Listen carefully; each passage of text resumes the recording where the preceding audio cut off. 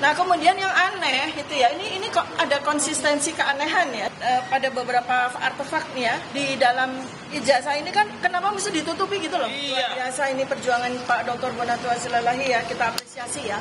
Beliau maju sendiri sebagai warga dan jelas ya, kami RRT maupun Pak Dr. Bonatua ini juga punya legal standing yang jelas ya Pak. Kita dilindungi oleh Undang-Undang Dasar 1945 pasal 28F dan kita juga legal standing kita jelas Undang-Undang Keterbukaan Informasi Publik. Nah, alhamdulillah puji Tuhan ya, melalui perjuangan Dr. Bonatua bersama dengan kami, karena kami sama-sama ini paralel untuk mengajukan surat yang sama ke KPU Pusat yang sudah dijawab, kemudian KPUD Jakarta dan KPUD Solo ya. Ini KPUD Solo yang saat ini masih belum lagi kami dorong, minggu lalu kami ke Solo juga.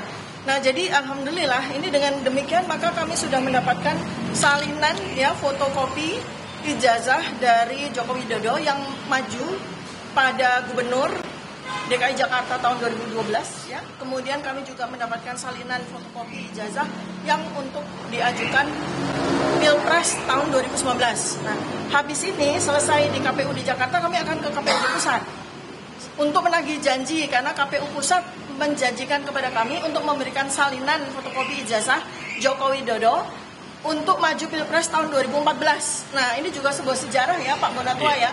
Kalau kami sudah mendapatkan keempat spesimen tersebut, ini adalah sebuah artefak yang sudah bisa secara legal dan secara metodologis kami akan lakukan penelitian ya dengan menggunakan telematika, digital forensik dan neuropolitika. Jadi ini sudah tidak terbantahkan lagi ya. Sebelum kami mendapatkan salinan dari KPUD Jakarta ini maupun KPU Pusat, sebetulnya secara metodologi riset sudah jelas ya. Ijazah Joko Widodo secara metodologi riset 99,9% palsu. Nah, ditambah lagi dengan bukti yang sangat akurat dari KPUD Jakarta maupun KPUD Pusat maupun KPU Pusat. Ada pertanyaan? Oh, Bapak, mungkin kalau dibandingkan dengan yang kemarin itu yang udah Bapak ambil di KPU Pusat itu ada yang beda nggak sih Pak, tanggal legalisir atau gimana? Semua ditutup ya. Sekilas sepertinya ini sama ya. Bedanya cuma yang warna ini yang berwarna. Ya. Kalau yang di sana kan warnanya hijau agak biru ya. Ya. Dan itu pengesahannya dari pihak yang berbeda. Itu ya. Dr. Budi waktu itu. Kalau sekarang Dr. Naim ya. Ya, jadi dekan ini berarti. Sekarang jadi dekan Bu. Enggak, ini di tahun ini begini ya. Jadi penjelasannya ya. Mungkin saya lebih. Ya, ini saya sebagai alumni UGM yang pernah juga minta legalisir ijazah ya. Jadi sebenarnya legalisir ijazah ini agak kita perlu bandingkan ya. Karena secara lazim legalisir ijazah UGM itu biasanya vertikal begini. Ya, tapi ini kan horizontal. Ya, nanti kita perlu minta spesimen-spesimen lain lagi untuk kita bandingkan. Sehingga kita punya akurasi, punya validasi apakah memang legalisasi yang seperti ini dengan warna merah ini memang sesuai dengan kelaziman dari UGM ya. Kemudian kedua yang menarik adalah pada spesimen yang kami dapatkan dari KPU Pusat itu selain capnya beda warna ya, biru capnya, kemudian namanya itu kurang jelas ya. Kita meraba-raba saja namanya ya Pak Bonatua ya. Kalau ini jelas ya. Jelas ini yang melegalisir adalah Bapak Profesor Dr. Insinyur Muhammad Naim M. Agraria ya. Jadi petugas yang berhak untuk melakukan tanda tangan legalisasi adalah dekan.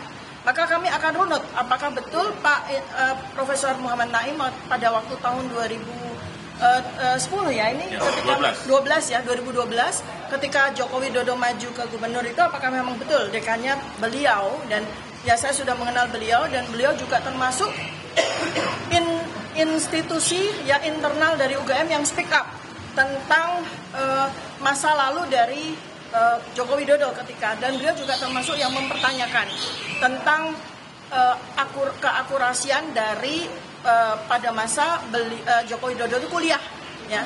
Beliau yang jelas menyebutkan bahwa soal sarjana muda, soal sarjana itu Profesor Muhammad Naim itu adalah narasumber primer kami ya. Nah kemudian yang aneh itu ya, ini kok ada konsistensi keanehan ya. Jadi yang konsisten itu keanehan aja, yang ketidaklaziman dan aneh sekali ya. Itu adalah bahwa pada beberapa hal pada beberapa artefak nih ya di dalam ijazah ini kan, kenapa mesti ditutupi gitu loh? Untuk apa ditutupi ya? Ini kan suatu keanehan karena nggak jelas. Ya, misalnya seperti tanda tangannya Profesor Yakob sebagai rektor waktu itu, tanda tangan dan materai dari Profesor Dr. Sunardi sebagai dekan UGM, ya, termasuk materinya juga di blog seperti ini. Kemudian nama yang bersangkutan juga di blog, padahal kita juga tahu kan yang kita minta kan namanya Joko Widodo. Ya, ini nomor mahasiswanya juga di blog. Untuk apa gitu ya? Kemudian sekali lagi konsistensi keanehan adalah tidak ada nomor induk mahasiswa yang sebelah kanan. Ini nomor induk mahasiswa sesuai dengan urutan universitas. Ya, di sini juga di blok. Seharusnya ini ada kan, Anda lihat ya. Tapi ini di blok. Ya, jadi ini aneh sekali. Untuk apa? KPUD Jakarta melakukan hal ini itu untuk apa? Karena spesimen seperti ini secara lengkap sudah pula kita dapatkan. Ya, RRT sudah dapatkan spesimen ijazah ini ya lengkap pada waktu tahun 2022, Oktober 2022, di mana Dekan Fakultas Kehutanan UGM sendiri ya itu sudah menunjukkan salinan fotokopi yang tidak ada ditutup-tutupi seperti ini. Kemudian Bareskrim pun tanggal 22 Mei 2025 itu juga sudah mengeluarkan salinan fotokopi ijazah tersebut ya. Jadi ini kan ngapain gitu ya? Untuk apa KPUD ini menutup-nutupi? Seperti juga yang terjadi pada KPU pusat. Itu tidak perlu. Sangat tidak perlu ya, gitu ya. Ini akan belum ada keterangan dari KPU baik itu KPU pusat maupun KPUD Jakarta terkait dengan penutupan. Ya, nah itulah hari ini kami bersurat kepada KPU pusat untuk mempertanyakan soal minggu lalu kan kami sudah dapat spesimen yang ditutupi juga. Nah ini kan tidak lazim, ya. Bahkan kalau menutup-nutupi informasi itu melanggar undang-undang, justru mereka kan melanggar undang-undang. Maka kami hari ini bersurat kepada KPU pusat, bersurat kepada KPUD Jakarta untuk mempertanyakan untuk apa menutup-nutupi spesimen ijazah yang sudah diberikan kepada kami ini. Ya. Oh iya. Ini kenapa kalau misalnya dari salinan ini kan akhirnya dikirimkan kepada RRT gitu ya. Kenapa harus melalui Pak Bonatuan? Baik, saya kan doktornya dan S1, S2, S3 saya dari kebijakan publik. Saya tidak punya kompetensi ke situ. Saya hanya berputar pada public domainnya. Nah, jadi kan sudah dapat barangnya, saya peroleh dengan memakai peraturan kebijakan publik ya, pelayanan undang-undang pelayanan publik, undang-undang keterbukaan informasi publik. Jadi memang sebaiknya saya merasa beliau-beliau yang lebih kompeten untuk menjawab ini ya, menganalisis ini. Tentunya ini kan akan melalui serangkaian analisis, misalnya foto, ya. Bentuk wajah macam segala, huruf macam segala, itu termasuk kegiatan-kegiatan yang tidak saya kuasai. Ya. Kenapa nggak langsung dari RRT aja? Oh kami juga, jadi ini sebetulnya pekerjaan semesta ini ya. Jadi RRT juga sudah bersurat dan kami juga sudah mendapatkan spesimen yang sama. Di sisi lain secara paralel, Pak Dr. Bonatua itu juga mengajukan surat yang sama di waktu yang sama. Ini adalah semesta mendukung. Artinya apa? Sekarang ini RRT tidak sendiri lagi, sudah dikawani oleh Dr. Bonatua Silalahi dan Pak Subhan Palal dan banyak insan-insan akademisi dan ilmuwan yang sudah tergerak, sudah berani keluar dari belenggu ketakutan, kekhawatiran dan sebagainya ya. Ini saya apresiasi sekali Pak Bonatua, terima kasih banyak atas inisiatifnya ya membantu kami. Nah yang lucu ini menarik ya. Jadi RRT sudah cukup lama menyampaikan surat ya melalui tim kuasa hukum kami, tim pembela penegak keadilan dan juga tim AKK ya, advokasi anti kriminalisasi akademisi dan aktivis ya itu. Tapi ternyata yang lebih direspon lebih cepat, 1 minggu lebih cepat itu adalah Pak Bonatua. Artinya apa? Kami melihat ketakutan pada KPU pusat, KPU daerah terhadap kami RRT. Nah makanya ini Tuhan Yang Maha Kuasa yang membantu kami ya. Jadi dengan Pak Bonatua itu sudah mendapatkan spesimen yang sama-sama kami minta. Ini sangat membantu dan Pak Bonatua sudah menyerahkan kepada kami. Tapi kami tetap minta ya.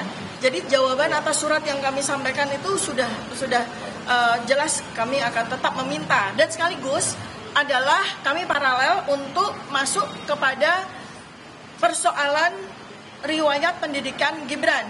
Ya, dan termasuk juga ini bersama dengan ini KPU kami minta KPU KPU Pusat dan KPUD Solo ya, kalau ini kaitannya dengan Gibran, kami sudah bersurat untuk minta salinan dari surat keterangan yang dipakai oleh Gibran untuk maju wali kota maupun maju untuk wakil presiden. Ini penting sekali ya, sebab kalau sampai terbukti bahwa ternyata Gibran itu menggunakan surat keterangan yang oleh pihak Kementerian Pendidikan Dasar dan Menengah pun juga perlu dipertanyakan ya, karena Pak Menteri sendiri sudah sampaikan bahwa itu adalah pekerjaan menteri yang lalu ya by WA kepada Pak Roy. Nah, artinya beliau tidak mau tanggung jawab terhadap surat keterangan yang dipakai oleh Gibran tersebut gitu ya. Jadi ini paralel ya, saudara-saudara sebangsa dan setanah air, kita ini paralel. RRT dan partners ini Pak Dodor Bonatua, Pak Supanpal dan semua pihak yang sekarang ini sudah bersama dengan kami, ini kami paralel untuk berjuang terus ya sampai 100% kita bisa pastikan soal perihal Joko Widodo, dan juga 100% kita juga bisa pastikan perihal Gibran Rakabuming. Ya. Mau konfirmasi lagi Bu, tadi berarti mau minta lagi ke KPUD Solo begitu ya? Ya untuk kedua hal tersebut ya. Ini sudah untuk ijazah Pak Jokowi juga. Oh iya dong, karena ijazah Pak Joko Widodo ini kan juga dipakai di KPUD Solo.